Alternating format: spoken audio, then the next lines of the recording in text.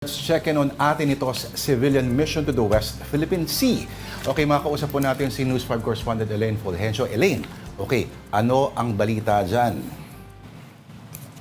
Hi, Lord, Denise. Good afternoon. Kinumpirma nga ng ating ito coalition na matagumpay na nakarating sa Panatag Shoal ang kanilang advance party. Ito yung naunang team noong lumayag sila noong May 14 patungo nga dito sa Bajo de Masinloc at kinumpirma nila na umaga kahapon ay napasok nila within 25 to 30 nautical miles away from Panatag Shoal at nakapagbigay daw sila doon ng ayuda gaya ng pagkain at fuel sa mga Pilipinong mangingisda malapit dito sa Panatag Shoal. Bagamat hindi nga nakalapit doon itong civilian convoy ng 4 na pangulong kasi there were 5 yesterday and then 4 na lang yung nagbalak na makalapit dito sa Bajo de Masinloc or Panatag Shoal.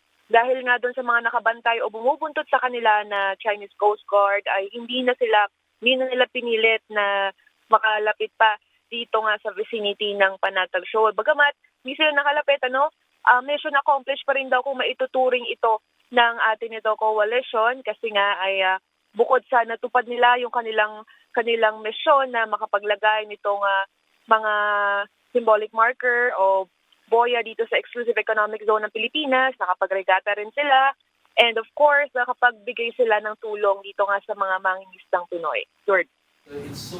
Oo. Okay, Elaine, tama ba? Uwian na today.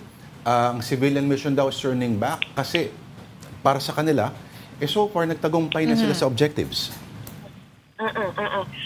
Yes, Lord. Actually, sa ngayon, naghihintay pa sila ng iba pang mangingisda doon sa area para magpaabot pa ng mga supply nila ng pagkain at ng fuel. Pero base nga sa grupo, mukhang mapapaaga yung kanilang pagbabalik at expected time nila is madaling araw.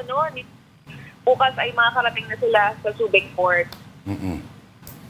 Okay. So, maraming salamat. Teka, Denise, pahabol natin. Hanggang saan ba daw o tansya nila ang umabot o gaano kalayo bang inabot supposedly ng convoy na ito?